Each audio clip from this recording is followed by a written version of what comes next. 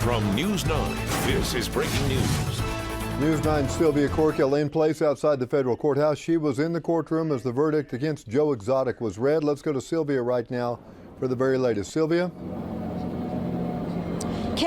Kelly, since last week we told you that it could take some time in order for the jury to come back with its verdict, seeing that there were 19 counts. However, after just 3 short hours, nearly 4 hours, the jury came back finding Joseph _Passage guilty on all 19 counts. 2 of those largest ones were the alleged use of interstate commerce for murder for hire. They found him guilty on those 2 charges. Remember, one of them, he was found guilty of paying an individual $3,000 in order to commit that murder, a former employee, and he was also accused of trying to pay an undercover FBI agent money as well. Though that money never exchanged hands, the jury did find him guilty of those charges. As far as the rest of those charges are concerned, something the defense called paper crimes, seeing that many of them were what he considered to be citations. The jury also found him guilty on all of those charges, all of them surrounding animal crimes, the transport of these animals.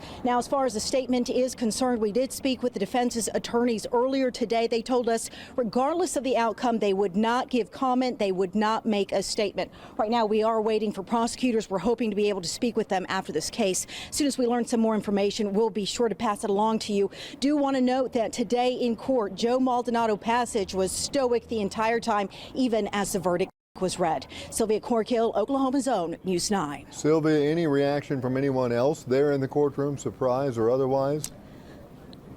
You know, Kelly, we had not seen any reaction. Something that we noticed yesterday throughout this trial, and many people had noted, is that there wasn't a large presence of any sort of friends or family members on Joe's behalf. There were a couple of people that we were able to speak with, his extended family, a niece, who told us that she believed that he was in fact guilty on these charges. One other comment that we were told in closing, the defense had said that he felt that Jeff Lowe, the current owner of Greater Wynnewood Park, kind of circled around this entire case like a vulture.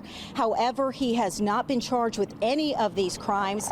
He was on the list in order to testify. However, prosecutors did not call him throughout this entire case. So as far as any emotion is concerned, we did not see a lot of that today, nor did we see that through the rest of this trial. Now, the person who was the target for this murder for hire, Carol Baskins, she's the owner of that sanctuary in Florida. She did tell us at the closing of this case that she would visit with us. We did not see her present here today. However, following her testimony on the first 2 days of this trial, she did tell us that she would speak with us. We had talked to her prior to the trial, and she just told us that she was shocked and that for more than a year she had feared for her life.